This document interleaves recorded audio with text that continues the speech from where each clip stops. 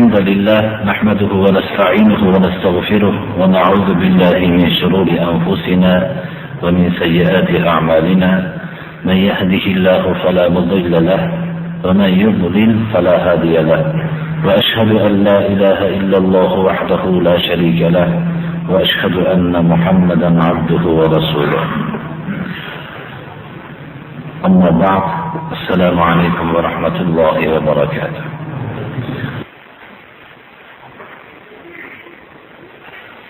Subhanahu va taologa hamdlar bo'lsinki, inshaalloh mana darsimizni yana boshlashlikni Alloh nasib qildi. Bugungi navbatdagi darsimizda inshaalloh Rasululloh sallallohu alayhi va sallamning hadisi muboraklaridagi Imom Ahmad va boshqalar o'zlarining hadis to'plamlarida, Imom Ahmad musnadlarida keltirilgan bir hadis sharifni mazmuni haqida bahs yuritamiz. Bismillahirrohmanirrohim. قال رسول الله صلى الله عليه وسلم: ألا وإن من قبلكم من أهل الكتاب افترقوا على 72 ملة، وإن هذه الملة ستفترق على 73، 72 في النار وواحدة في الجنة، وهي الجماعة. İmam Ahmad ibn Hanbalning musnadlarida va boshqa hadis to'plamlarida shunday keltirilgan. İmam Tirmiziy rivoyatlarida bo'lsa, kulluhum finnar illa millatun wahida ma ana alayhi va ashabi deganlar. Wa Ali ibn Mas'ud radhiyallohu anhu قال: خط لنا رسول الله صلى الله عليه وسلم خطا بيده ثم قال: هذا سبيل الله مستقيما، وخط خطوطا عن يمينه وشماله ثم قال: هذه السبل ليس منها سبيل إلا عليه شيطان يدعو إليه، ثم قرأ قوله تعالى: استعيذ بالله: وأن هذا صراطي مستقيما فاتبعوه ولا تتبعوا السبل فتفرق بكم عن سبيله ذلكم وصاكم به لعلكم تتقون.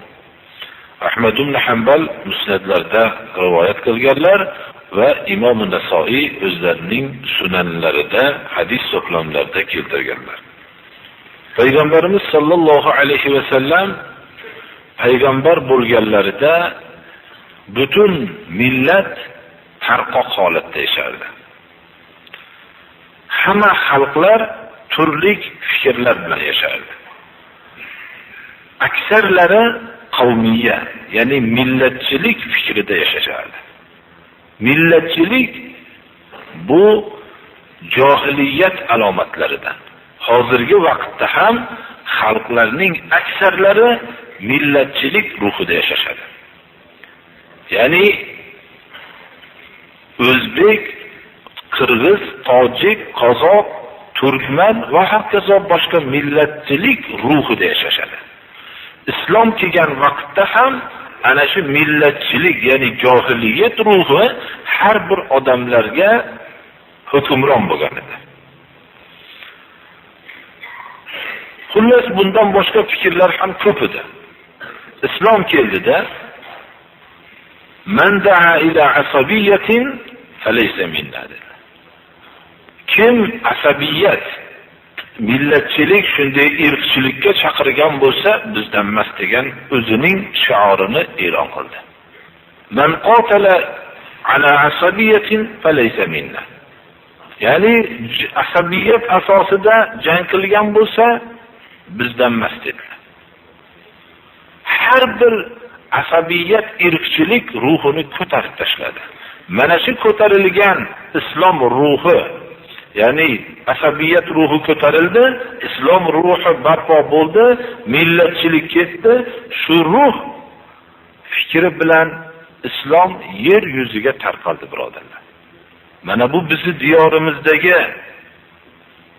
islomning kelishligini, tez kelishligini siri ham chunki odamlar bu islom diniga kirishlik bilan o'zlarida hech qanday haqoratni his qilishmaydilar.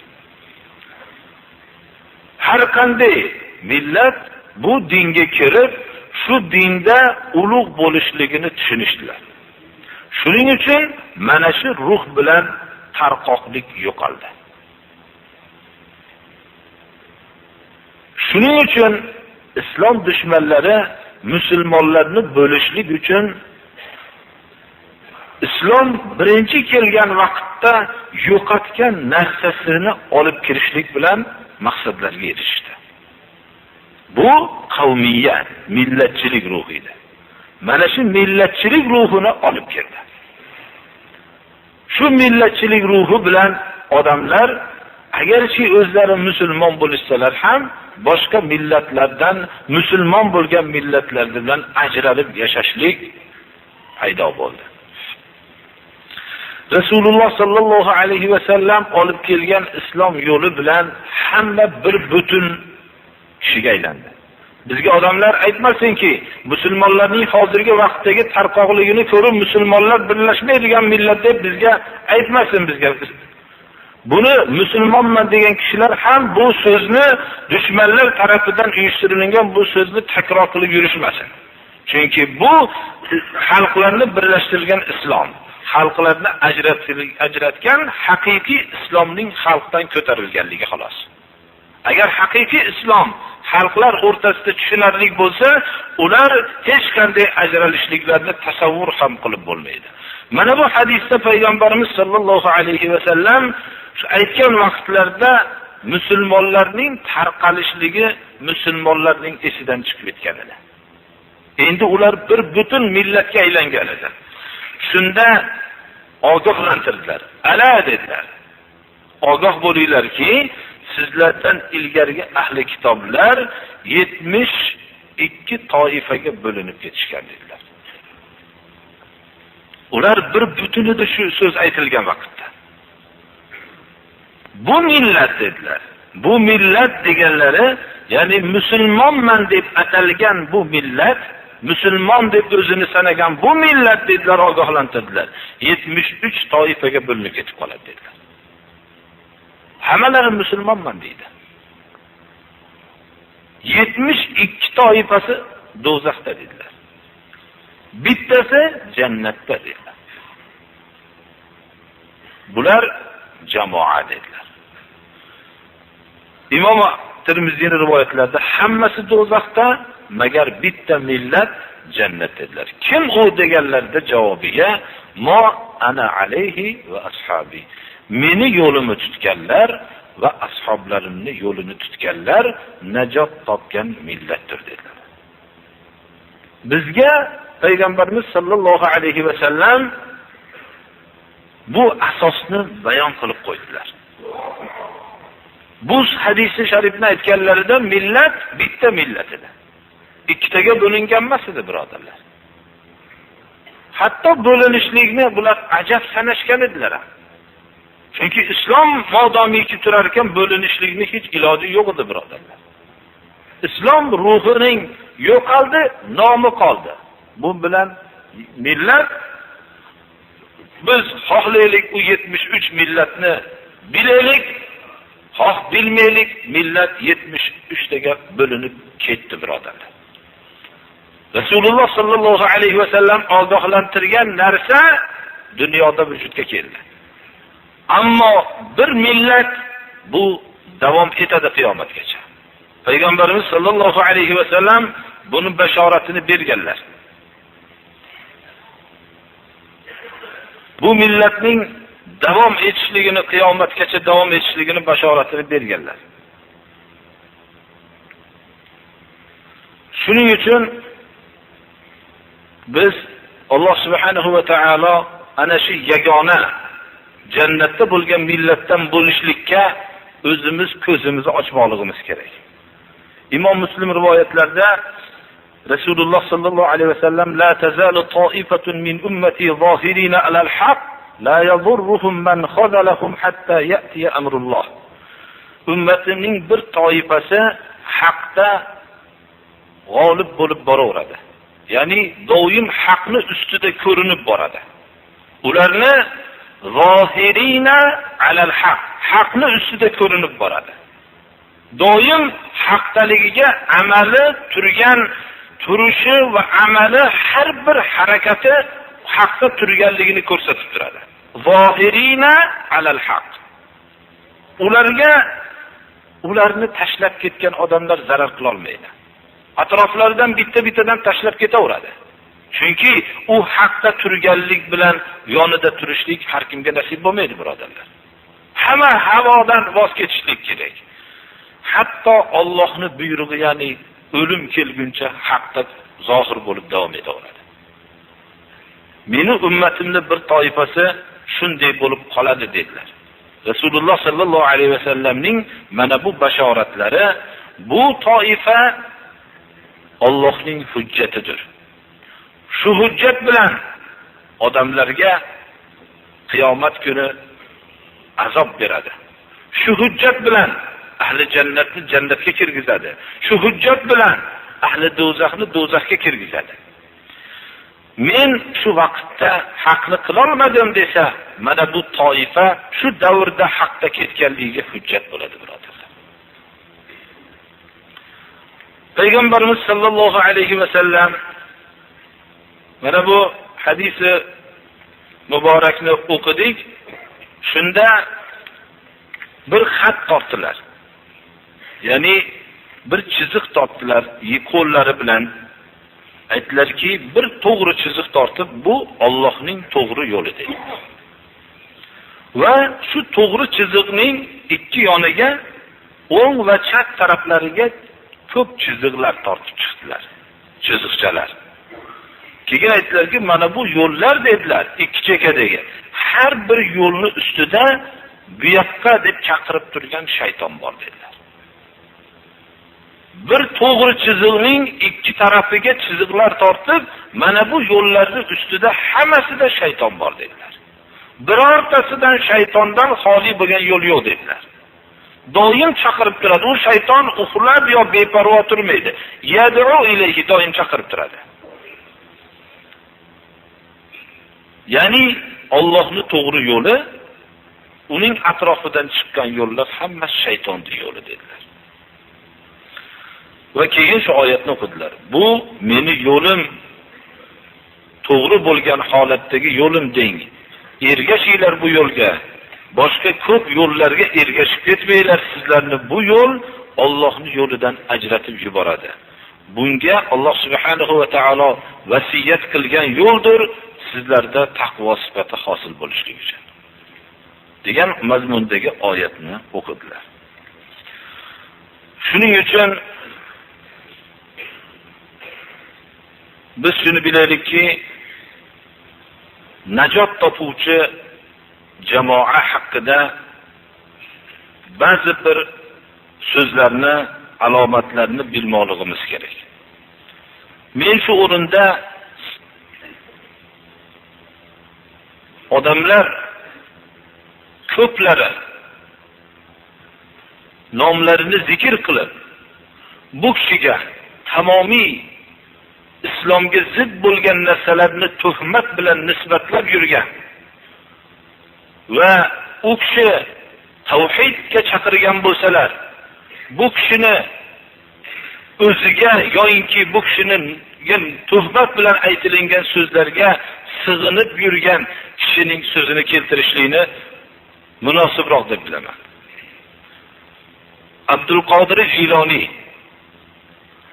Qodir Jiloniy hayotida yakka Allohga ibodat qilishlikka, tavhidga chaqirgan zotdir. Bu kishining mashhur kitoblari, G'uniya degan kitoblari bor. Abdul Qodir Jiloniy bizning diyorlarimizda G'avsul A'zam deb nomi chiqqan. Abdul Qodir Jiloniy yagona Allohga chaqirgan zot. Odamlarni shirkdan man qilgan. Mana shu zot firqai nojiya haqida nima deganlar? G'uniya degan kitoblarida aytganlarki, ammal firqatun najiya fahuya ahlus sunnati wal jamaa va ahlus sunnah la isma lahum illa ismun wahid va huwa ashabul hadis. Rasululloh sallallohu alayhi va sallam aytgan 73 toifaning ichida ahli jannat bo'lgan bitta toifa, najot topuvchi toifa ahli sunnat val jamoatdir. Birodarlar, hamma odam ahli sunnat val jamoatman deyapti. Daraxtga sig'inayotganlar ham ahli sunnat val jamoat deyapti. Dunyoda ahli sunnat val jamoatdan boshqa odam qolmaydi agar o'zini da'vosiga qarasak. Mana bu Alloh rozi bo'lsinki Abdul Qodir Jiloniydan shunday hamma ahli sunnat va jamoatman deb da'vo qilib qolishligini Alloh bildirganligi bilan bilim mana bu so'zni aytibdilarki, va ahli sunnat kim? Ahli sunnat va jamoat kim? Ularning bitta nomidan boshqa nomi yo'q degan ekanlar. Ular ashabul hadis, hadisga amal qilgan zotlar degan ekanlar. Mana bu ahli sunnat va jamoat Rasululloh sallallohu alayhi va sallamdan bir hadis, sahih hadis rivoyat qilinganda, bu hadisni olib hamma ra'yidan, hamma odamning fikridan voz kechib, mana shu hadisga amal qilgan kishilar najot topuvchi kishilar ekan deb Abdul Qodir Jiloniy aytganlar.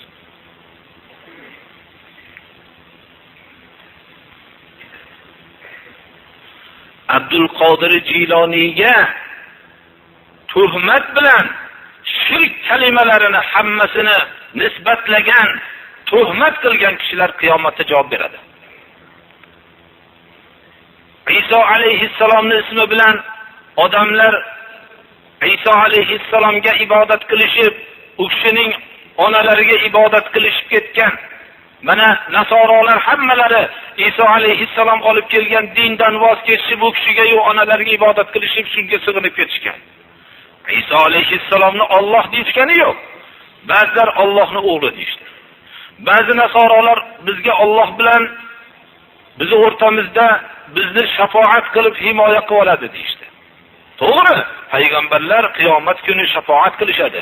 Xususan Rasululloh sallallohu alayhi va sallam shafaat qiladilar Allohning izni bilan. U payg'ambarlar va Alloh martaba bergan zotlar ahli tavhidlarni shafaat qiladi. Shirk ahlini hech kim shafaat qila olmaydi, birodarlar. Shirk sodir bo'lgan kishini hech kim shafaat qila olmaydi. Alloh shirkni hech qachon kechirmaydi. Firqa-i nojiya najot topuvchi jamoat tavhidni eng birinchi e'tiborga oladi. Ibodatda Allohdan yordam so'rashlikda, duo qilishlikda, xoh qattiqchilik, xoh yumshoqlik vaqtlarida, biror qurbonlik qilishlikda, nazr qilishlikda, tavakkul qilishlikda, bularda Alloh subhanahu va taoloni yakka o'ziga ibodat qiladi. Ya'ni Allohgagina ibodat qiladi. Allohdangina yordam so'raydi. Allohgagina duo qiladi. Allohgagina qurbonlik qiladi. Allohgagina nazr qiladi. Allohgagina tavakkul qiladi va Alloh tushirgan hukm bilan hukm qiladi. Xullas, ibodat ma'nolarining hammasini yakka Allohning o'ziga qiladi. Mana bu najot topuvchi jamoaning belgilarini ba'zisidir. Najot topuvchi jamoa, birodarlar, Rasululloh sallallohu alayhi va sallamning sunnatlarini ihyo qilishadi. Ibodatlarida va o'zlarining suluk, o'zlarining yo'nalishlarida, hayotlarida va shu sunnatlarni ihyo qilishlik bilan odamlar o'rtasida g'arib bo'lib qolishadi. Ularni g'arib bo'lib qolganliklari o'zlarining haqiqiy sunnatni ihyo qilayotgan vaqtlarda ular masxaralarga duchor bo'lishadi. innal islam bada'a g'ariban va sayaudu g'ariban kama bada. Fatuba lil ghuraba. Imom Muslim rivoyatlari. Ba'zi rivoyatlarda fatuba lil ghuraba alladhina yusluhun idha fasada an-nas. Islom g'arib bo'lib boshlangan. Islom kelgan vaqtda hamma odam kuldi. Nahotki shu yakka Allohga ibodat qilishlikka bizni chaqirib kelsa, shuni qabul qilsak. Alohida ular shamolga xudo qilishib olgan edi. Daraxtlarga xudo, yomg'irga xudo, qorga xudo, alohida yerga xudo, osmonga xudo, xohlagan narsalarning bitidan ilohlar qilishib olgan edi. Shamol bo'lib qolsa, shamol xudosiga sig'inishardi. Yomg'ir bo'lib qolsa, qattiq yog'sa, yomg'ir xudosidan panoh so'rashardi. Har bir johiliyat mana bunday narsani doim o'zining mavsumlari, o'ziga xos bir amallari bor edi. G'arib bo'lib boshlandi. Islom tavhidni olib kelganda g'arib bo'ldi. Va g'ariblikka qaytadi dedilar Rasululloh sallallohu alayhi vasallam. Hozir ham yagona Allohga ibodat qilishlikka da'vat qilinadigan bo'lsa, inson g'arib bo'lib qoladi. Nahotki sen bilib shu butun xalqlar bilmasa deydi. Nahotki shunchalik hamma hukmni boshqarayotganlar hammasi bilmasdan, nahotki sen bir yosh sen bilsang deydi. G'arib bo'ladi. G'arib kim? Rasululloh sallallohu alayhi vasallamning sunnatlarini ihyo qilgan kishi bid'at ahllarining ichida. G'arib bo'lib o'tiradi. G'arib kim? G'arib Allohning o'zigagina ibodat bilan ulg'ayayotgan yigitki, butun havo ahllarining oxirida xohlagan kiyim, kechak, boshqa hamma narsada islomga ergashmasdan butun odamlarning tarafidan tuzilgan yo'llarga ergashib ketayotgan odamlarning ichida islom hukmini, islom har bir sohada nimani hukm qilgan bo'lsa, shuni qilaman deb turgan yosh yigitlar xususan g'aribdir. Islom shu g'ariblikka qaytadi dedilar. Hozir islom haqiqatda g'arib bo'ldi, birodarlar. Haqiqiy islomni o'zida mujassamlashtirgan kishi odamlar o'rtasida g'aribdir. G'ariblarga muboraklik bo'lsin dedilar. Jannat bo'lsin deb duo qildi Rasululloh sallallohu alayhi vasallam. Ba'zi rivoyatlarda odamlar buzilganda o'zini salohiyatli qilib, o'zini o'nglab yurgan g'ariblarga jannat bo'lsin dedilar. Najot topuvchi jamoa Allohning kalomini, Rasululloh sallallohu alayhi vasallamning ma'sum bo'lgan Rasululloh sallallohu alayhi vasallamning so'zlarini mahkam ushlashadi. Boshqa odamlarga nisbatan kullu bani adam xatto'un va khayrul xatto'in at-tawwabun. Odam farzandi bo'lsa xato qiluvchi deb e'tiqod qiladi. Xato qiluvchilarning eng yaxshisi tavba qiluvchilar deb e'tiqod qiladi. Imom Malik aytganlardek, "Laysa ahadun ba'da an-nabiy sallallohu alayhi va sallam illa yu'khadhu min qawlihi va yutraku illa an-nabiy sallallohu alayhi va sallam." Ba'zi rivoyatlarda illa sohibi hadal qabr degan ekanlar. Hamma odamning so'zi olinadi ham, tashlanadi ham. Magar payg'ambarimiz sallallohu alayhi va sallamning so'zlari albatta olinadi. Bu kishi ma'sumdir.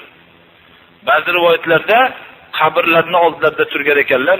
Bu qabrning egasini so'zi albatta olinadi degan ekanlar. Najot topuvchi jamoaning yana bir belgilardan bittasi mujtahid imomlarni hammasini ehtirom qiladi. Hamma mujtahid ulamolarga ularga hurmat bilan qarashadi. Ammo bittasiga hurmat bilan qarab, boshqasiga hurmatsizlik qilmaydi, birodarlar.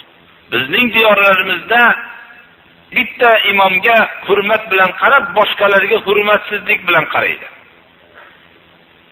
Undan tashqari u hurmat ham johilona hurmatdir. U kishidan rivoyat qilingan so'zni hech tekshirmaydi. O'zi eshitib olgan narsa, bilgan qilib yurgan narsasi faqat shu imomga nisbatlab yashaveradi. Najot topuvchi jamoaning mana shu yerda bir to'xtalib o'tmoqchiman. Ba'zi bir diyorlarga borganda musulmon birodarlarning ba'zilari, musulmonman deb yurgan kishilar o'zlarining hamma mujtahid imomlarga ehtirom qilganligini belgisini ko'rsatishmaydi. Mabodo imom biror bir boshqa o'zi e'tiqod qilib hurmat bilan turgan ulamodan, imomdan boshqani iqtido qilishlik to'g'ri kelib qolsa, iqtido qilmasdan yashayveradi. Hamma imomlarga unaymiz degan so'zi bilan iqtido qilmasligi mutlaq bir-biriga zid narsadir, birodarlar. Mana bu narsa islom millatini bo'lib tashlagan narsadir. Najot topuvchi toifa hamma mujtahid ulamolarga, mujtahid imomlarga hurmat bilan qaraydi. Va ularning hammalariga iqtido qilib, shularni hurmat qilganligini ma'nosi nima bo'ladi? Ba'zi bir kishilarda o'zini omiyona so'zini aytaman, hamma mazhablarga unaymiz deydi. Lekin boshqa mazhabdagi kishini ko'rsa iqtido qilmaydi. Dunyoda bundan katta hurmatsizlik bormi, birodarlar? Najot topuvchi jamoa ma'ruf ishlarga buyuradi, munkardan qaytaradi. Bid'at yo'llarini inkor qiladi va millatning bo'lib tashlaydigan, tashkil topayotgan jamoalarni inkor qiladi. Hamma jamoalar kitob va sunnatga chaqiramiz deb tashkil topadi, birodarlar. Lekin tashkil topishlik agar haqiqiy kitob va sunnatga tashkil chaqiradigan bo'lsa, o'rtalarida bir-biri bilan qarama-qarshi bo'lmasligi kerak. Shuning uchun jamoa ismlaridan bularni hammasini tan olmaydi. Chunki Rasululloh sallallohu alayhi va sallam najot topuvchi jamoani mo ana alayhi va ashabi deganlar. Meni yo'limni va ashoblarimni yo'lini tutgan kishilar najot topuvchi jamoa deganlar. Najot topuvchi jamoaning belgilaridan bittasi Allohning hukmini haqiqiy hukm deb biladi. Boshqa odamlar tarafidan hukm bo'lgan hukmlarni tan olmaydi. Bular bilan bo'lgan hukmni shirk deb biladi. Allohning hukmi bilan hukm qilishlik bu haqiqiy islom deydi.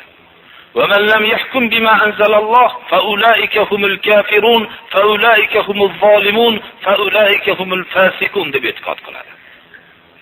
Odamlar tarafidan tuzilgan hukmlar hammasi botil deb biladi. Alloh tarafidan yuborilgan hukmgina haqiqiy hukm va islom deb biladi.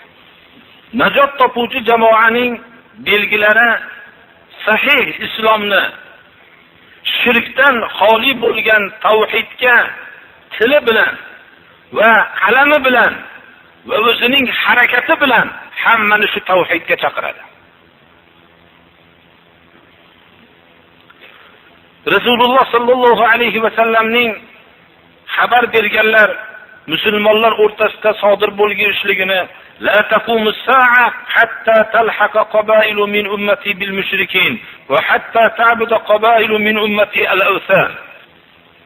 Qiyomat ummatimdan bo'lgan bir necha qabilalar mushriklarga qo'shilib ketguncha qoyim bo'lmaydi dedilar.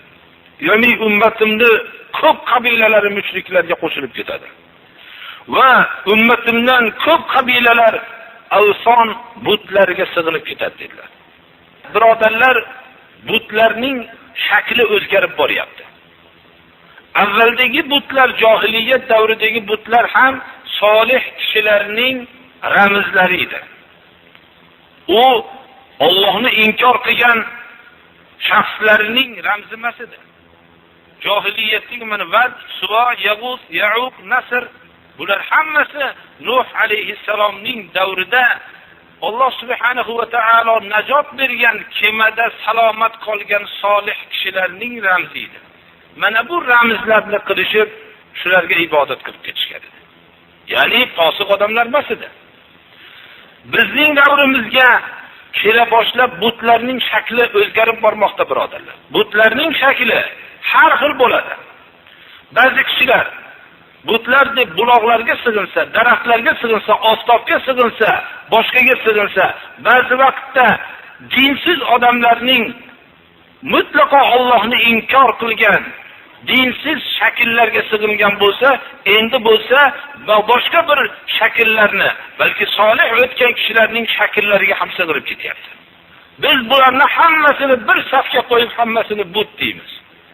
Rasululloh sallallohu alayhi vasallam xabar berganlarki, ummatimni bir necha qabilalari shu butlarga ibodat qilib ketib qoladi dedilar. Mana bu narsalarni shirk ekanligini bayon qiladi najot topuvchi jamoa. Ya'ni najot topuvchi jamoa ularni ko'p odamlar dushman tutadi, birodarlar. Ularga bo'xtonlar qiladi. Ularni har xil laqablar, nomlar bilan nomlashadi. Najot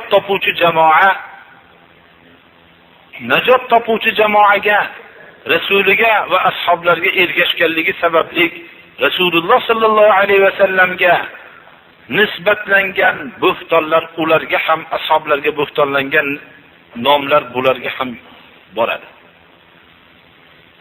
Payg'ambarimiz sallallohu alayhi vasallamni majnun deyishardi, jinni deyishardi.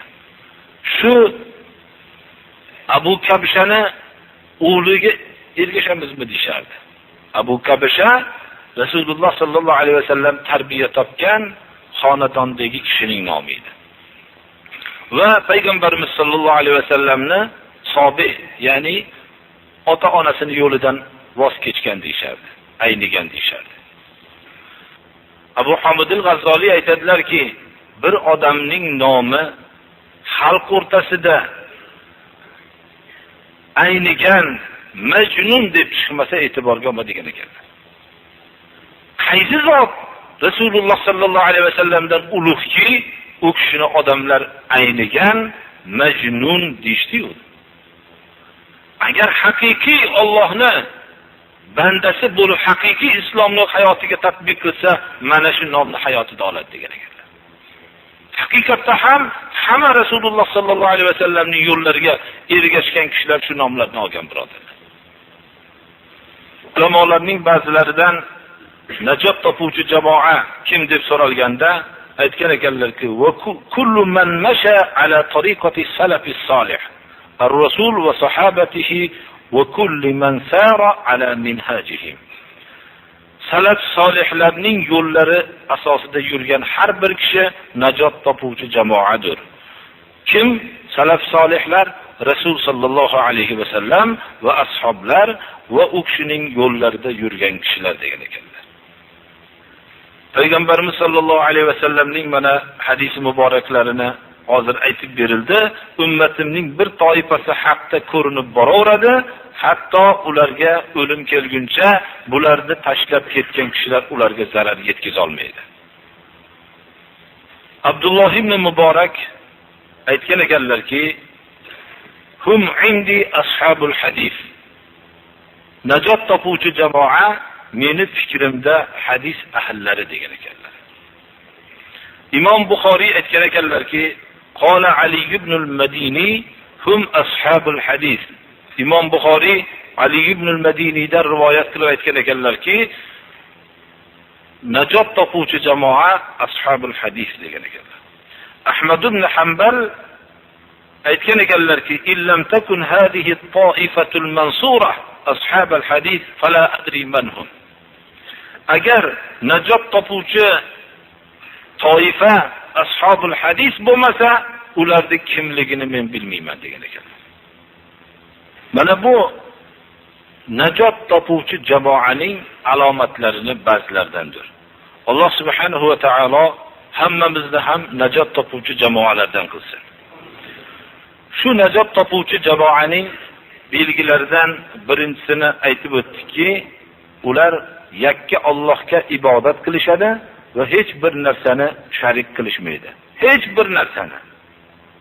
Na inson, na jin, na oy, na oftob, na daraxt, na tosh va hokazo narsalar. Biror bir narsani sharik qilishmaydi. Va bu shirkni, iymonni, islomni sindiruvchi narsa deb bilishadi. Xuddi mana bu biz shirkning ba'zilariga to'xtab o'tmoqchimiz. Tahoratni ham sindiruvchi narsalar bo'lgandek, agar tahorati bor kishi shu narsani qilsa, tahorati sinadi. Iymon va islomni ham sindirib yo'qotuvchi narsa bo'ladi. Bu narsa insondan sodir bo'lishligi bilan tahorati sinadigan narsa sodir bo'lgan tahoratli kishi yangi tahorat qilishligi zarur bo'lgandek, iymon va islomga zid bo'ladigan narsalarni qilgan kishi iymonini yangilamoqligi kerak. Iymonga zid bo'luvchi narsalar tekshirishlik natijasida 4 qismga taqsimlanadi. Birinchi, Rabb subhanahu va taoloni vujudini inkor qilishlik. Ikkinchi, ma'bud yagona Allohni inkor qilish yoinki sharik isbot qilsa ham sharik bilan ibodat qilishlik. Ya'ni birinchi, olamni tarbiyat qiluvchi zotni inkor qiluvchi. Bu shirk, kufrdir. Ikkinchi, yagona ma'budni inkor qilish yoinki shu yagona ma'budga ibodatida boshqa narsani ham sharik qilishlikdir. Uchinchi, Allohning ismlarini, Asmaul Husna, bularni inkor qilish. Alloh subhanahu va taolo o'zining kalomida isbot qilgan sifatlarni inkor qilishlik. To'rtinchi, Muhammad alayhisalomning risolatini inkor qilishlik. Mana bu narsalar qaysi bir iymonni da'vo qilgan kishidan sodir bo'lsa, iymon, islom unda qolmaydi. Iymonini yangilashlik kerak. Xuddi tahoratni sindiradigan narsalar sodir bo'lganda tahoratni yangilashlik kerak bo'lgandek. Rabb taoloning vujudini inkor qilishlik. Na'uzu billah. Bu shiyuiylarning inkoridir. Ya'ni yaratuvchini vujudini inkor qilishadi. Olamni, hayotni hammasi tasodifan o'z-o'zidan vujudga kelgan deyishadi. Yaratilish va bu yerdagi olamdagi sodir bo'layotgan amallarni hammasini tasodifga, tabiatga nisbatlashadi. Bu iymon bu odamda qolmaydi. Agarki allomalar xonadonida tug'ilgan bo'lsa ham, bu odamda iymon yo'q. Olamni boshqarilishligini tasodifga, tabiatga nisbatlagan, Rabb taoloni xoliqni inkor qilgan odamda iymon yo'q. Agarchi u salla kiyib olgan bo'lsa ham, farqi shunchalik bo'ladiki, sallalik kofir bo'ladi. Shuni bilmoqligimiz kerak. Yaratuvchini inkor qilgan, olamdagi qonuniyatni Alloh subhanahu va taoloning boshqarishligini inkor qilgan bu odamning kofirligida shak shubha yo'qdir. Kim bo'lishligidan qat'iy nazar, qaysi xonadonda bo'lishligidan qat'iy nazar. Qur'oni Karim Allohu xoliqu kulli shay deyapti. Va huwa ala kulli shay'in vakil deyapti. Balki bu halvodan but qilib, qorni to'qligida ibodat qilib, och vaqtida yeb olgan va biror joydan 4 ta tosh topsa, chiroyliroqni olib unga ibodat qilib qolgan 3 tasini ustiga qora qozon osib ovqat qilgan. Yo'inki uni ham topolmasa, qo'yni sutini sog'ib, shundan loy yasab bir bu shaklida bir narsani qilib shunga ibodat qilib yurgan. Yo sutini topolmasa, uning bavli bilan loy qilib shunga bir narsa yasab ibodat qilib yurgan mushrikdan ham battarroqdir. Chunki bu mushrik olamni kim tarbiya qiladi desa Alloh deb javob beradi. Alloh koinot yerni kim yaratgan desa Alloh derdi. Koinot yerni kim boshqaryapti desa Alloh derdi. Mana shu mushrikdan, shu johil mushrikdan ham battarroqdir. Shunchalik agar uning unvoni katta ilmiy unvoni bo'lsa, farq shuki aqllik kofir deb ataladi. Shu farq shu. Butun aqlini jaholatga sarf qilgan. Chunki u mushriklardan vala insa'altahum man khalaqahum la yaqulunalloh. Koinot yerni odamlarni kim yaratgan deb so'rasangiz, Alloh deb javob bergan ular. Ular sig'ingan narsalarni o'zlari bilan Alloh o'rtasida vosita deb bilishgan. Shuning uchun mushrik bo'lishganlar. Balki bu shaytondan ham battarroqdir. Chunki shayton o'zini Alloh yaratganligini tan olgan. Ana xayrun minhu xalaqtani min narin va xalaqtahu min tin. Men odamdan afzalman dedi. Chunki meni dedi Rabb taologa, Rabb taoloning borligini isbot qilgan u. Aytganki, meni o'tdan yaratding, u odamni loydan yaratding. O'tdan yaratilganligim uchun afzalman dedi. Ya'ni yaratilganligini tan oldi. Bu birinchi qism alhamdulillahi robbil alamin. Iymonni da'vo qilib yurgan kishilarda kam topiladi. Ya'ni bu bizning xalqimizda juda kam topiladi bu. Lekin ikkinchi qism yagona ma'budni inkor qilish. Yo'inki yagona ma'budga ham ibodat qilib, boshqa narsani sharik qilishlik. Mana bu narsa bizning islom millati deb atalgan xalqlar mubtalo bo'lgan narsadir. Bu yerda boshqa narsani sharik qilgan kishilar turlidir. Ba'zilar oftobga ibodat qiladi. Ba'zilar oyga ibodat qiladi. Ba'zilar yulduzga, daraxtga, jinga va yo'inki boshqa alayka o'tgan mahluqotlarga ibodat qiladi. Ular foyda ham yetkiza olmaydigan, zarar ham yetkazmaydigan narsalarga ibodat qilishadi. Bu ibodatlar avvalda ham mashhur bo'lgan. Qur'oni Karimda mana Alloh subhanahu va taolo oftobga sajda qilmanglar, oyga sajda qilmanglar, daraxtlarga sajda qilmanglar, yulduzlarga sajda qilmanglar, tog'larga sig'inmanglar. Yakka bularni yaratgan yakka Allohga sajda qilib ibodat qilinglar dedi. Mana bu narsa hatto avvalgi vaqtdagi mushriklar ham hozirdagi ham mushriklar deb aytsak to'g'ri bo'ladi. Og'ir va musibatlar yetgan vaqtda yakka Allohga ibodat qilishadi. Boshlariga bir musibat tushib qolsa, mabodo bir tayyorada yo'inki bir katta kemalarda ketayotgan vaqtda bir halokatning dahshati bo'lishiga kelsa, faqat o'zingdan boshqa panogohim yo'q deydi. Yakka Allohga sig'inishadi.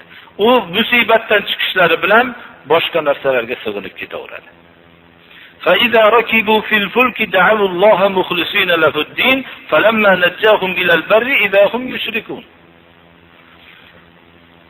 Kemadaga minishsa, kemada dahshatni ko'rib, katta bir moviy suvda bir pista po'choqdek turganda inson shunda fitrat qo'zg'aladi. Biror bir narsani esiga ham kelmaydi. Sig'inib yurgan hayotidagi narsalarni hammasidan voz kechadi. Dod berganda quruqlikka qarabsizki, ular mushrikligini davom ettirishaveradi. Bu qiyinchilik vaqtidagi yagona Allohga sig'inishlik bilan insonlar mo'mini komil bo'lisha olmaydilar. Modomiki ular yumshoqlik vaqtida ham yakka Allohga sig'inishlikni o'zlarida vujudga keltirishmasa. Ba'zi bir kishilarga shirk haqida bayon qilinsa, biz buni Alloh deb sig'inmaymiz. Buni yaratuvchi deb sig'inmaymiz. O'zimiz bilan Allohning o'rtasida yaqin qiladi deb sig'inamiz deyshadi. Shuning uchun mushrik deymiz biz deb javob qilamiz ularga. Vallazina ittakhadhu min dunihi awliya ma na'buduhum illa liyuqarribuna ila Allohi zulfa. Innalloha yahkumu baynahum fima hum fihi yaxtalifun. Innalloha la yahdi man huwa kadhibun kaffar. Allohdan boshqa avliyolarni o'ziga ma'bud qilib olganlar aytishadiki, ibodatlarini ular ibodat qilishib duo qilishardi, madad so'rashardi. Ular aytishadiki, ularga biz Allohga yaqin qiladi debgina ibodat qilyapmiz, xolos deyishardi. Alloh ularning o'rtasida kelishmagan narsalarni hukm qiladi deydi. va bunday kozib kafforlarni, nonko'rlarni Alloh taolo hidoyat qilmaydi. Demak, o'zi bilan Allohning o'rtasida yaqin qiladi deb ibodat qilishligi shirk. Mushrik bilan mushrik bo'lishdilar. Rasululloh sallallohu alayhi vasallam 23 yil kelishmadilar. Ashoblar hayotlarida mutlaqo kelishmadilar mana shu kishilar bilan birodarlar. Payg'ambarimiz sallallohu alayhi vasallam kelishmagan kishilar Allohni inkor qilmasdi. Ular Allohni bor yaratuvchi deb tan olishardi. Alloh subhanahu va taolo koinotni yerni boshqaradi deb bilishardi. Alloh rizq beradi deyishardi. Hozirgi vaqtdagi odamlar hatto rizqni Allohga nisbatlashmay qo'ydi. U mushriklar Alloh rizq beradi deyishardi. Alloh o'ldiradi, Alloh tiriltiradi deyishardi. Mana shunday, lekin o'zlari bilan Allohning o'rtasida vosita qilganliklari uchun mushrik bo'lishdi va shu shirkdan bilan kelishmadilar va shun bilan payg'ambarimiz sollallohu alayhi vasallam jihad qildilar. Shunda o'lgan kishilar shahid bo'lishdilar, o'ldirgan kishilar g'ozi bo'lishdilar. 23 yil kelishmagan masalalar shu shirk bo'ldi. O'tgan payg'ambarlar ham butun qavmlarni yagona ma'budga sig'inishlikka da'vat qildi. Biz mana shuni yaxshi anglamoqligimiz kerak. Subhanahu va taoloning duo qilishlik ibodat. Shu duoni boshqacha qilishlik ibodatni boshqacha qilishlikdir. Ad-du'a'u huval ibada. Imom Tirmiziy rivoyatlarida hadis sharifda. Hukm ibodatdir. Inil hukmu illa lillah amara alla ta'budu illa iyyah. Zalika ad-dinul qayyim walakin aktharun nas la ya'lamun. Hukm faqat Alloh subhanahu va taoloning o'ziga xosdir. Alloh subhanahu va taolo o'zigagina hukm bilan ibodat qilishlikka buyurdi. Demak, hukm Allohning hukmidir. Boshqa odamlarning hukmi, ya'ni tan olishlik bu narsa shirkdir. Agar shun bilan hukm qilsa, bu inkor qilgan holatda hukm qilsa, dindan chiqadi. Allohning hukmini inkor qilib turib. Imom bu Abdulloh ibn Abbosdan bir rivoyat borki, "Man jahada ma anzalalloh faqad kafara." Alloh subhanahu va taolo tushirgan hukmni inkor qilsa kofir bo'ladi. "Va man aqarra bihi fa huwa zolimun va fasiqun." Iqror bo'lib turib boshqa hukm bilan hukm qilsa, bunda zolim, fosiq deganligi uchun "Va man lam yahkum bima anzalallohni" shunday Abdulloh ibn Abbosning tafsiri bilan ta'vil qilishadilarki, ya'ni kim o'zi iqroru shuni qila olmasdan Allohning hukmini men qila olmadim, men iqrorman degan vaqtda zolim va fosiq bo'ladi. Agar inkor qilsa, endi Allohning Qur'onning hukmlari bu davrga munosib bo'lmay qoldi desa, nauzubillah, endi boshqa hukmlar kerak desa, buning kofir bo'lishligida shak shubha yo'qdir. Shuni yaxshi bilib olishimiz kerak. Va iymonning sindiruvchi, yo'qotuvchi narsalarning bittasi Allohning hukmiga rozi bo'lmaslikdir. Yo'inki Allohning hukmi bo'lgan vaqtda qalbi tang olib, yuragi siqilishligidir. Fala va robbika la yu'minuna hatta yuhakkimuka fima shajara baynahum thumma la yajidu fi anfusihim harajan mimma qadayta va yusallimu taslima.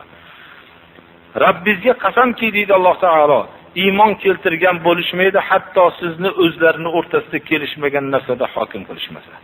Keyin qalblarda sizning hukmingiz sodir bo'lgandan keyin deydi Alloh taolo, siz qilgan hukmdan bir haraj topishmasa, ko'ngillarida bir diqqatlik topmasliklari kerak. Yozilib xursand bo'lib kelishi kerak, xoh o'zini zarariga, foydasiga bo'lgan bo'lsa. Va tamoman taslim bo'lishmaguncha iymon sifati bularda bo'lmaydi deydi Alloh taolo. Alloh subhanahu va taoloning hukmini yoqtirmasligi bu ham iymonga ziddir. Iymonni sindiradi. Tahoratni sindiradigan narsalar tahoratni sindirgandan keyin yangi tahorat qilishlik kerak bo'lganga o'xshagan, bu iymonni sindiruvchi narsalarning bittasi mana Allohning hukmini yomon ko'rishlikdir. والذين كفروا فتعسى لهم وأضل أعمالهم ذلك بأنهم كرهوا ما أنزل الله فأحبط أعمالهم. Allohning hukmini yomon ko'rishlik bilan Alloh taolo uning amalini habata qiladi. Kofirlar Alloh subhanahu va taolo ularni haqqiga fata'sal lahum, yo'qolsin, uzoq bo'lsin deb ularga halokatni duo qilyapti. Va adalla a'malahum, Alloh subhanahu va taolo ularni amallarini g'oyib qiladi, yo'qotib tashlaydi. Buning sababi Alloh tushirgan hukmni yoqtirmaganliklari, shuning uchun Alloh taolo ularning amallarini habata qilgan. Inshaalloh bundan keyingi darslarimizda qisqacha bo'lsa ham hozir aytamiz, Allohning ism sifatlarini inkor qilishlik bu 3-chi iymonga zid bo'lgan narsalardan. Mo'min kishi Allohning ismlarini va kitob-u sunnatda, ya'ni sahih hadislarda sabit bo'lgan sifatlarini inkor qilsa, bu odam iymondan chiqadi. Mana bu narsani bilmoqligimiz kerak. Alloh o'zining kalomida o'zining ismlarini zikr qildi va sifatlarini zikr qildi. Bularni biz hech qanday ta'bil qilmasdan qabul qilamiz. Alloh har bir narsani bilib turuvchi ekanligini o'zini kalomida yod qildi. Alloh har bir narsani bilib turadi deb iymon keltirishlik, mayda narsalarni na'uzubillah bilmaydi deyishlik iymonga ziddir. Iymondan chiqadi. Alloh subhanahu va taolo mana bizda ko'p ta'villar bilan tushunib yurgan toifalar ko'p.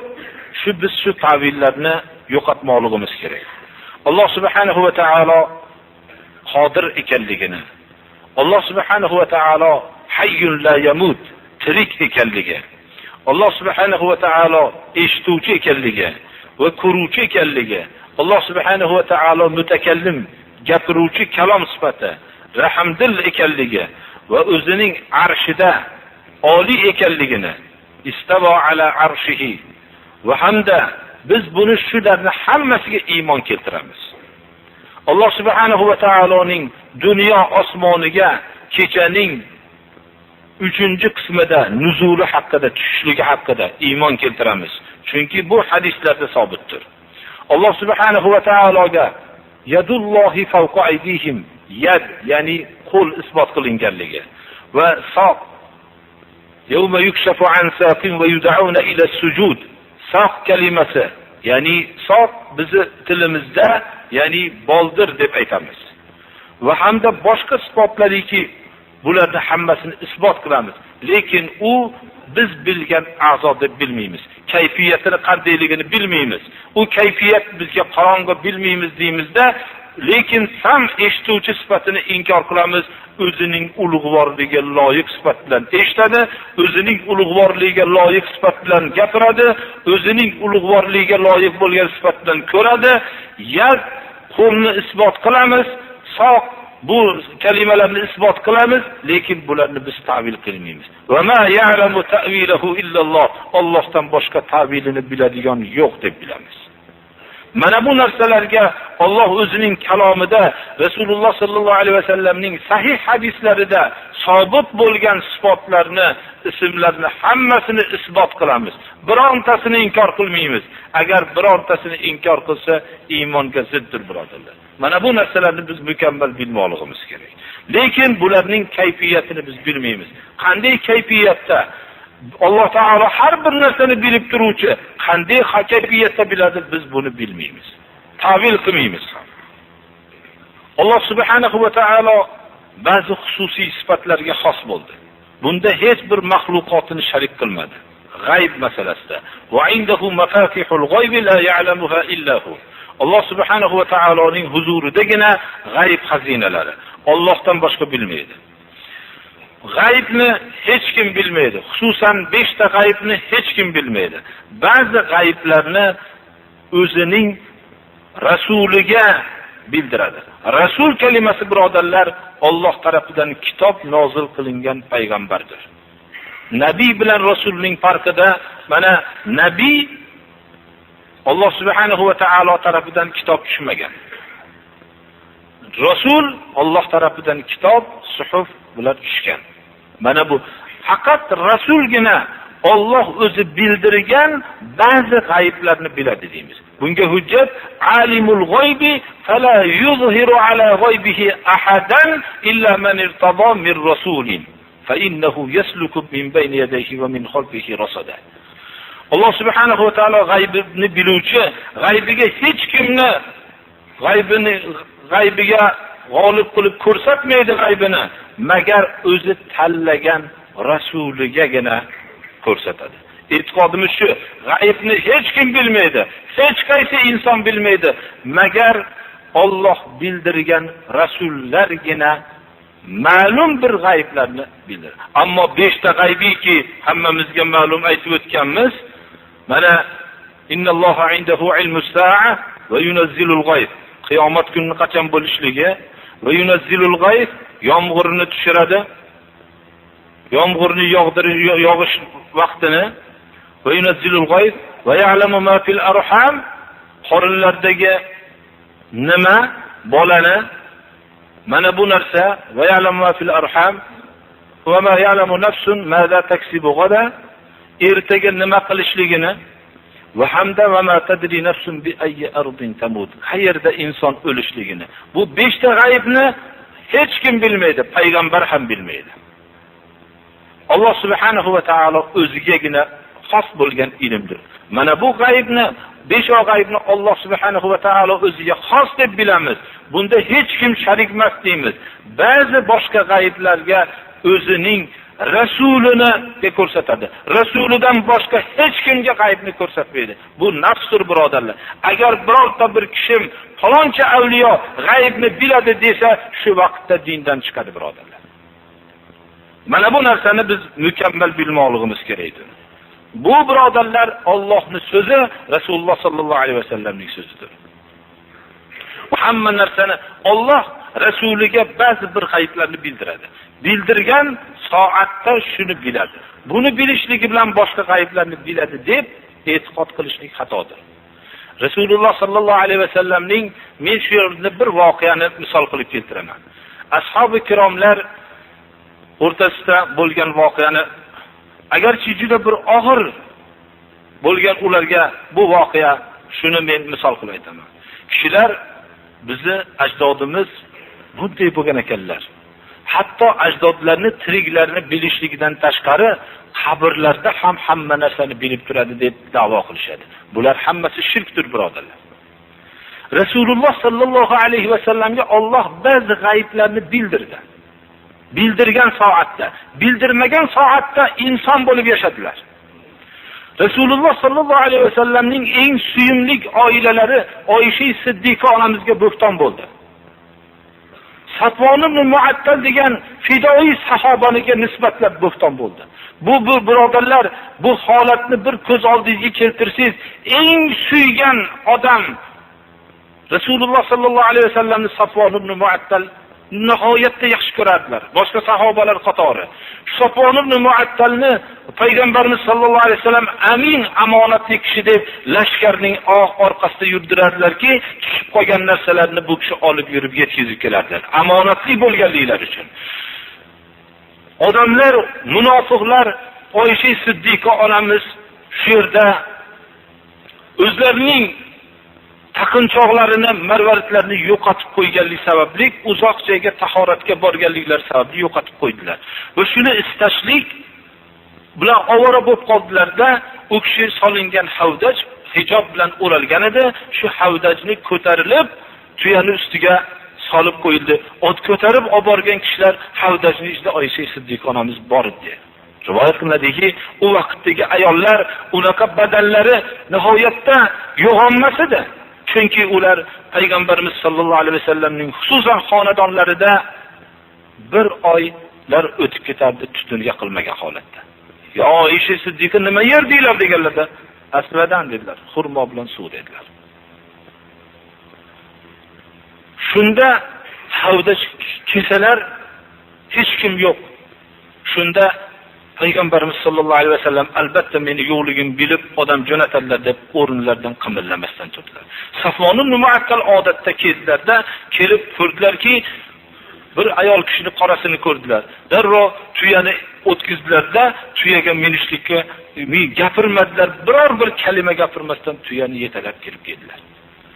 Oysha Siddiqa onamizni haqqida munofiqlar payg'ambarimiz sallallohu alayhi vasallamdan hech ayb topisha olmasdan turishardi. Shuni munofiqlar bo'xton qilishdi.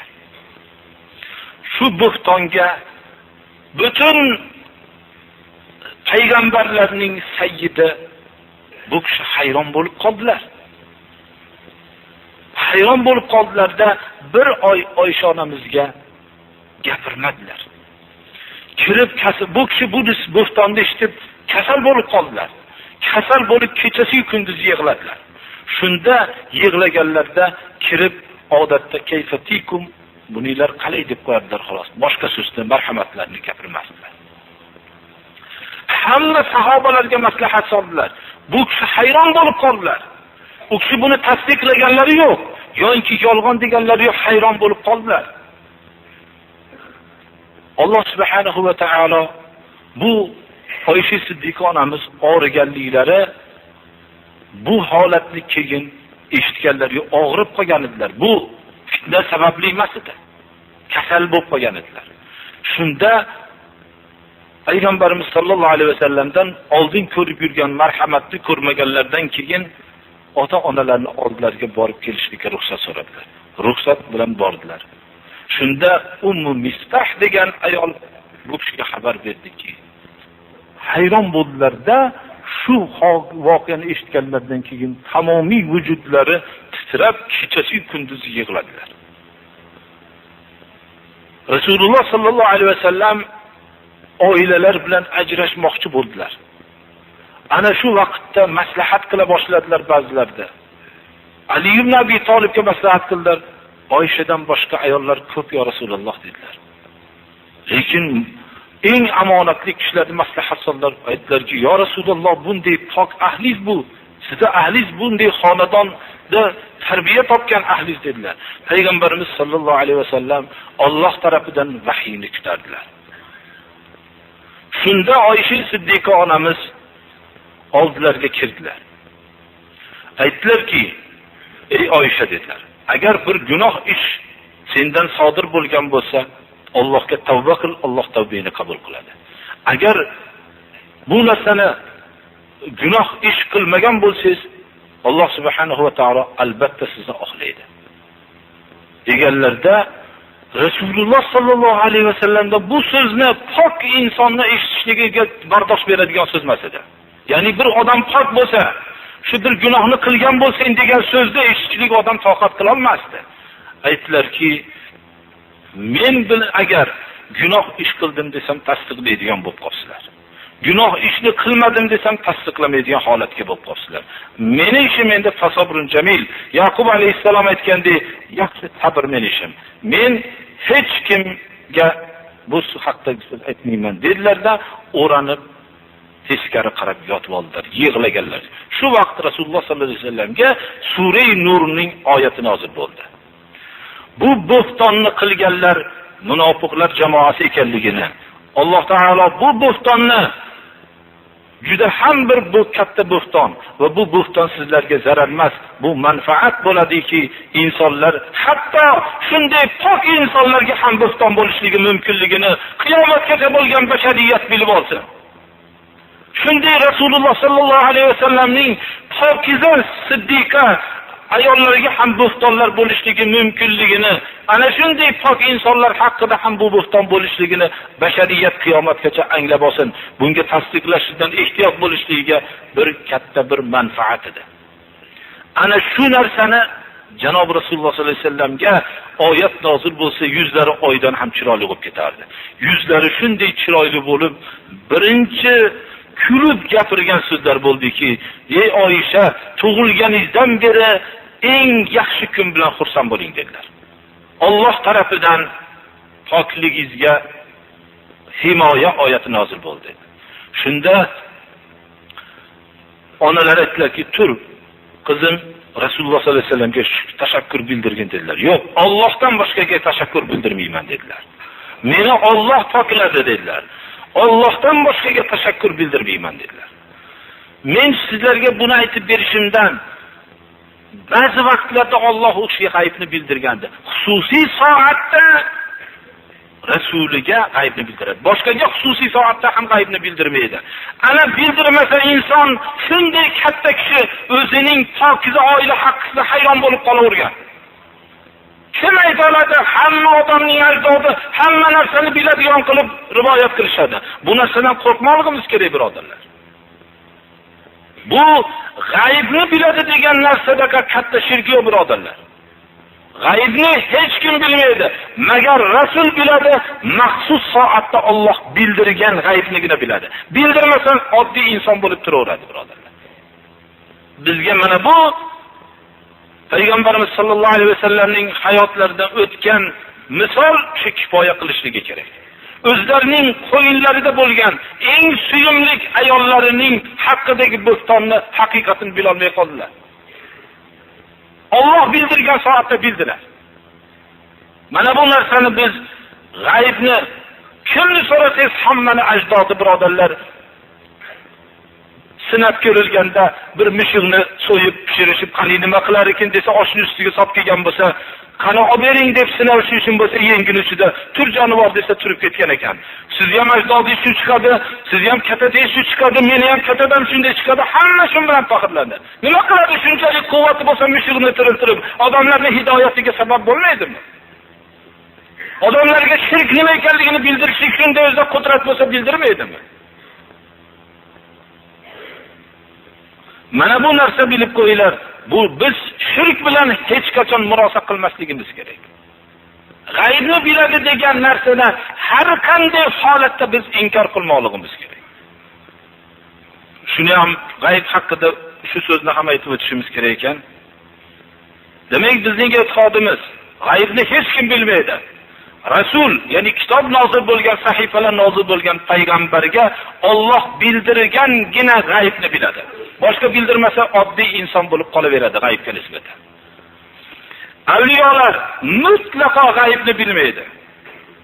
Ulardan karomatlar xususiy soatda sodir bo'ladi. U g'aybni bilishmas, birodarlar. Biz payg'ambarlar mo'jizasini isbot qilamiz. Bizning ahli sunnat va jamoat e'tiqodi, najot topuvchi jamoaning e'tiqodi, avliyolar tarafidan sodir bo'lgan karomatlarni isbot qilamiz. Lekin ular g'aybni bilishmaydi deb e'tiqod qilamiz.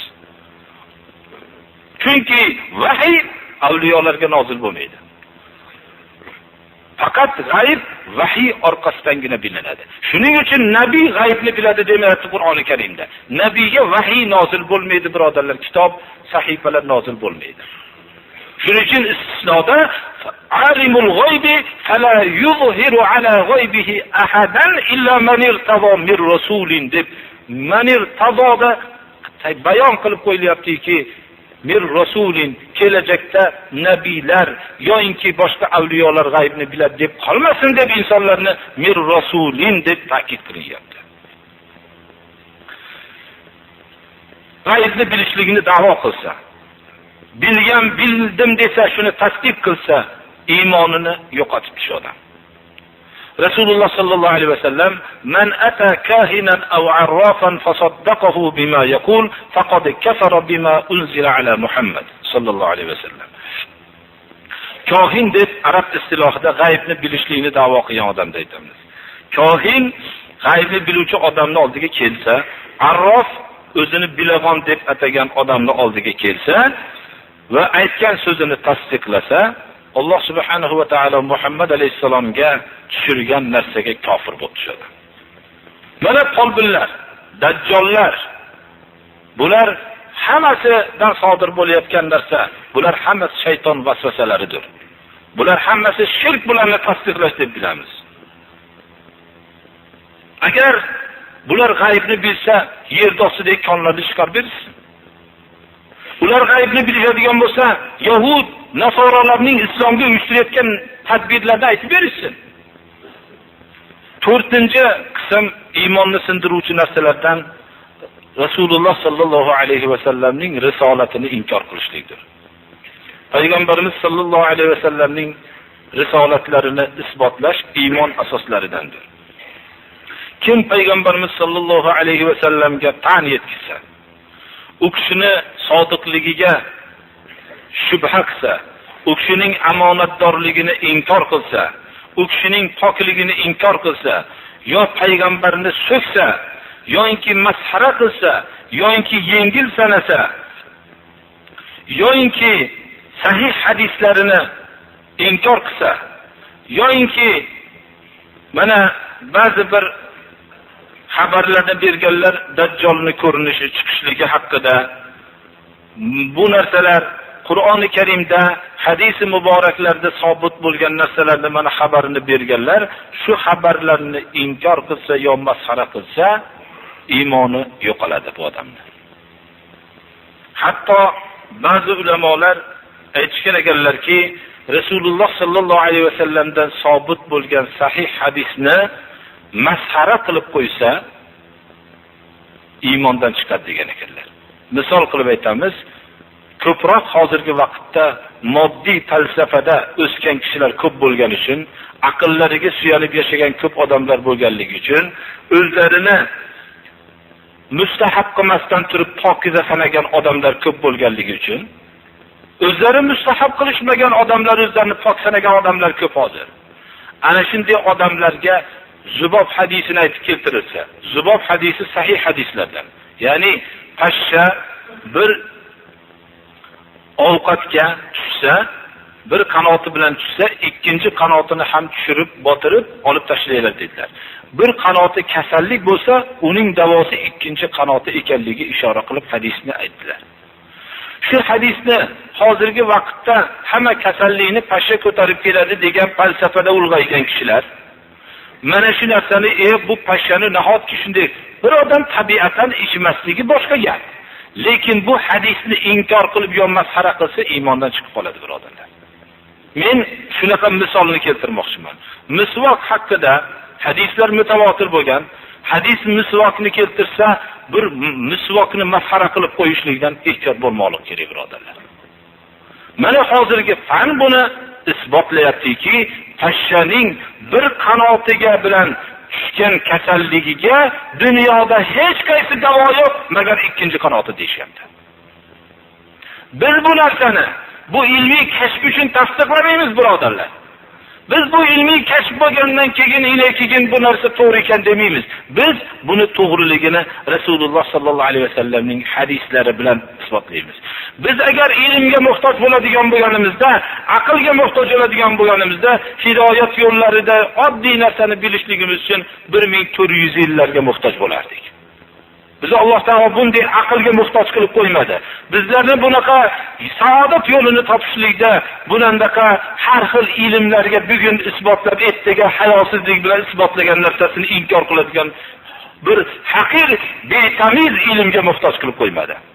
Bunday ilmlar betamiz, kecha isbotlagan narsasini bugun yo'q deb inkor qilib turaveradi. Bugun inkor qilgan narsasini ertaga isbot qilib turaveradi.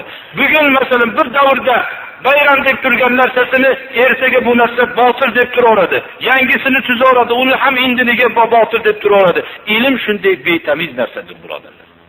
Bu bir uyalmaydiki, aytmaydiki bu ilm yo aql aytmaydiki, bu narsani men ilgari inkor qildim. Avval men nodonligimni tan olib keyingisini boshlay demaydi.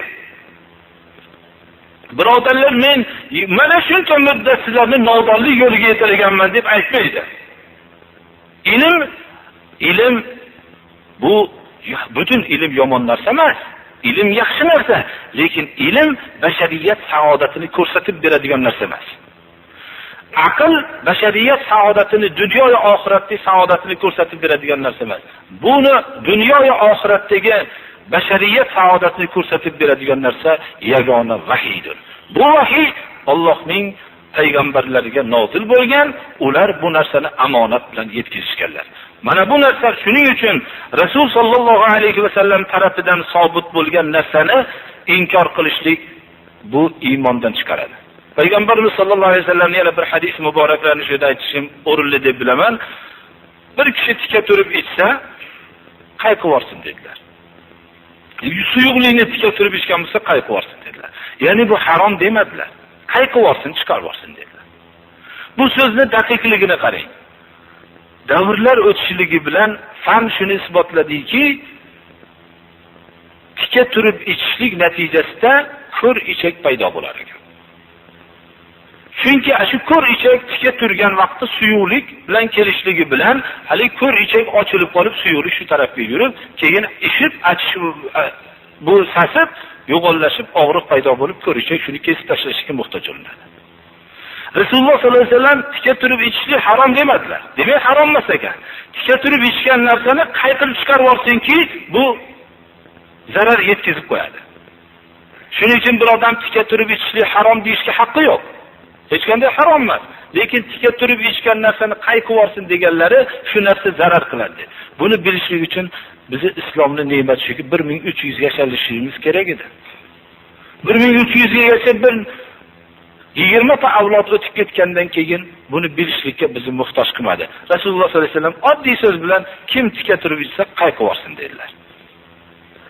Shuning uchun sahih hadislarni inkor qilishlik nihoyat darajada bu yomon oqibatga olib kelishlikdan tashqari iymondan chiqarib qo'yadi. Chunki Rasululloh sollallohu alayhi vasallamning omonatligini, omonatdorliklarini inkor qilgan bo'ladi. Shu o'rinda mana hozirgi vaqtda mesela it boqishlik. Itni nihoyatda zararlari ko'p. Man iqtara kalban faqad habita amaluhu dedilar. Kim it o'ziga boqib, uyda boqib shunday qilsa, amali habata bo'ladi dedilar. Ya'ni bu tashdid qo'rqitdilar. Kim bundan tashqari amali habata bo'ladi. Chunki itni boqqanlar odamni kasalliklarini mana hozir it boqarlar o'zi aytib beryapti. Hayoti bo'yicha bolasidan itni yaxshi ko'rganlar itni zararini bayon qilib beryapti. Bizni mana bunday isbot qiladigan ilmlarga muhtoj qilib qo'ymadi. Ilm shunday narsaki, bugun isbotlab ittiga inkor qilib betamiz bo'lib turaveradi. Bahrayib turaveradi. Voy sen kecha inkor qiluvding bu narsani, bugun isbot qilyapsan desiz, ilm shunday deb turaveradi. Ana shuning uchun bizga Alloh subhanahu va taoloning marhamati shuki, o'zgarmas manhaj jo'natdi. Biz bu islom manhaji, bunda hech dovdiramaymiz. Bizni bugun yashayotgan avlod bilan kelajakdagi avlod bir xil saodat manhajini ushlab turaveradi. Shuning uchun Alloh subhanahu va taolo rasulini jo'natganligini juda katta minnat qildi. Shu o'rinda doim misol qilib kelgan goho misol qilardim, shuni misol qilib qo'yishlikni o'rinli deb bilaman. Payg'ambarlar olib kelgan ilmni agar bir tushuntirishlik uchun misol qilmoqchi bo'lsak, dunyo xaritasiga o'xshatsak, bir qisman bu dunyo xaritasini ro'baro'ga qo'yib qo'ysangiz, dunyodagi eng chuqur okeanus 10 kilometr. Eng baland tog' bo'lsa 8 kilometrdan ortiqroq deb yozib qo'ygan.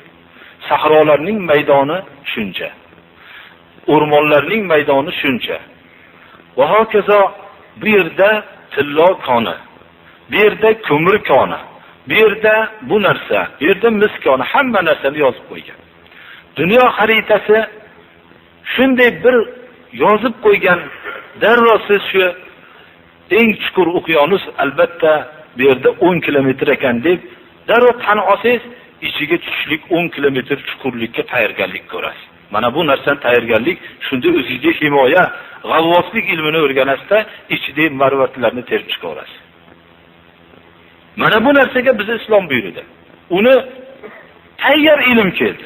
Endi payg'ambarlarning yo'lini inkor qilgan odamning misoli dunyo xaritasini oldiga olib kelib, mana bu okeanusning chuqurligi 10 kilometrdan chuqurroq deyilsa, yo men bu narsani inkor qilaman. O'zimni yonimda meni sizlarda 1 metrli asbob bo'lsa, menda 5 metrli asbob bor.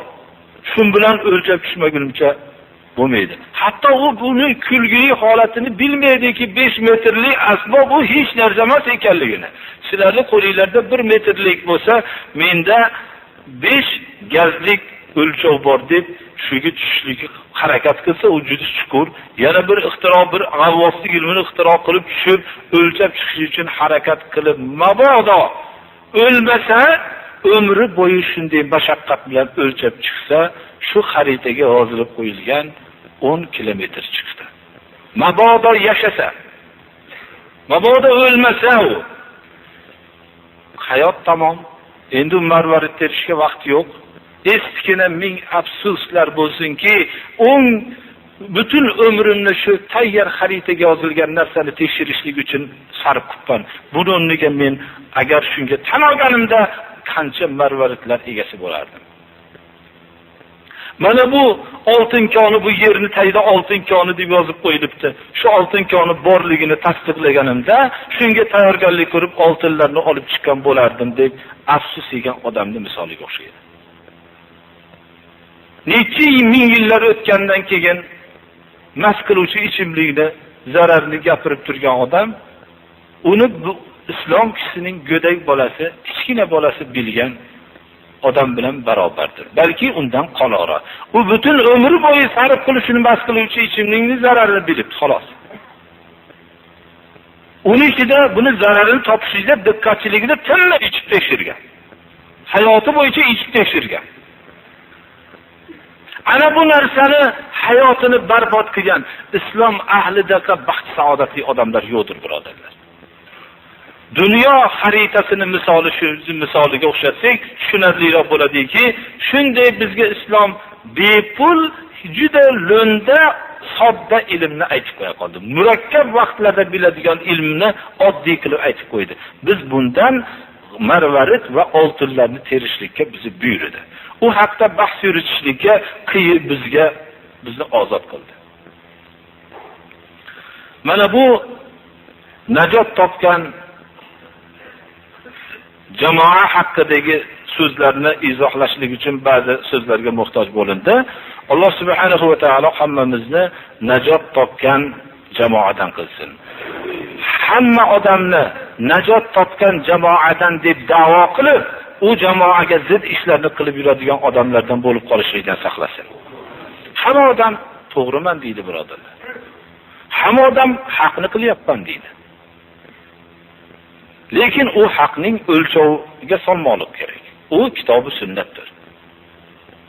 Kechasi turib o'g'rilik qilayotgan odam ham topgan moling harom desiz, nima uchun hamma shirin uyquda turganda men shirin uyqumni buzib topgan pulim harom bo'lar ekan deydi. O'zini hayosiz, o'zining halollariga ziynatlanmasdan yurib ayollar, haromga ziynatlanib yurgan ayollar ham men o'zimni jamolim bilan ko'p odamlarni bahramand qilyapman, saxiyman deb yuradi. Mana bu ham o'zini haqman deb biladi. O'zini hijobga olib, o'zini haloligagina ziynatini ko'rsatib, ularga ayollar tortinmasligi kerak. Sizlar hech qanday bir libos kiyishni bilmaysizlar desa, ha biz haromga kiyishlikni bilmaymiz desin ayollar. Biz halolga nihoyatda ziynatlanishlikni bilamiz. Biz Rasululloh sallallohu alayhi vasallam o'zining haloliga ziynatlanishlikni ibodat degan. Deb biz u narsani bilamiz, lekin bu uyda qopga o'ranganday bo'lib, o'zini haloliga eng xunuk libosi bilan yurib, haromga eng go'zal libosi bilan yuradigan bizga shayton bo'lishlikdan Alloh saqlagan bizni desin. U narsani aytishligi kerak.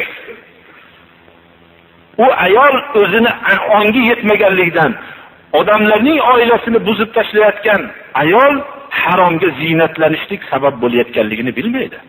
Chunki havoyi nafsiga berilgan odam o'zining oilasidan ko'ra boshqa ziynatlanib yurgan ayolni ko'rib, uning qalbiga fitna tushadi. Shun bilan birovni oilasini buzayotganligini bilmaydi. Uni ham oilasini bitta boshqa ayol buzadi uni ham. Shuning uchun agar odamlarni o'ziga qo'yib qo'ysangiz, hamma odamga yaxshi xizmat qilyapman deydi. Lekin Allohning yo'liga, manhajiga xizmat qilayotgan odamgina haqiqiy xizmat qilayotgan odamdir. Mana to'g'ri yo'lga xizmat qilayotgan odam shudir, birodarlar. Alloh subhanahu va taolo najot topuvchi jamoalardan qilgan bo'lsin. Alloh subhanahu va taolo shu darsimizni davom etishligini Alloh nasib qilsin. Alloh subhanahu va taolo gunohlarimizni mag'firat qilsin. Alloh taolo ibodatlarimizni qabul qilsin. Rasululloh sallallohu alayhi vasallamning sunnatlarini ihyo qilishlikni hammamizga nasib qilsin. Ta'ala ala xayr xalqihi Muhammad va alihi va sahbihi ajma'in. Xo'p. O'qitdilarki, namozdan keyin salovat aytishlik degan galim. Biz salovatni shunday aytamizki, ma'lum bir vaqti yo'q, birodarlar.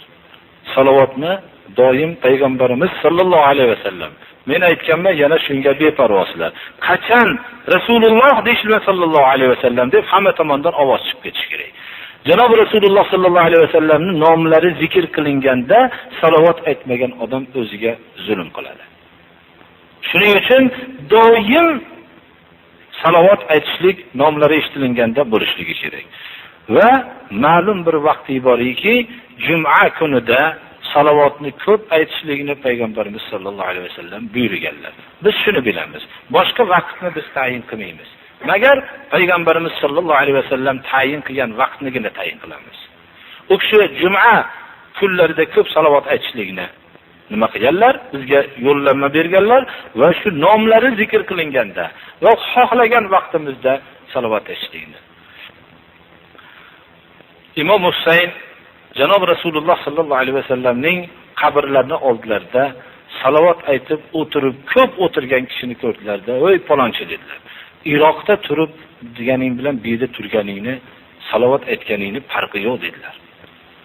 Allohga hamdlar bo'lsinki, Imom Husayn payg'ambarimiz sollallohu alayhi vasallamning nabiralari shu so'zni aytdilar. Ya'ni agar birodarlar shu yerda afzal degan narsani sahobalar mashru qilganlarda, mana borgan kishilar ko'radi, u yerdan odamlar kelmasdan g'arib odamlarga u yerda yo'l berishmagan bo'lardi.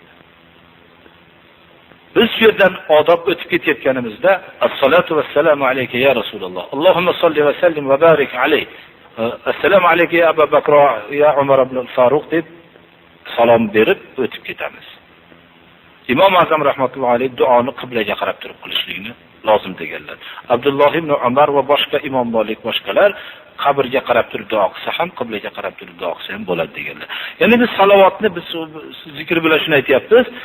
Salovat doim nomlari zikr qilinganda aytamiz, juma kuni ko'p aytamiz va xohlagan soatimizda aytaveramiz.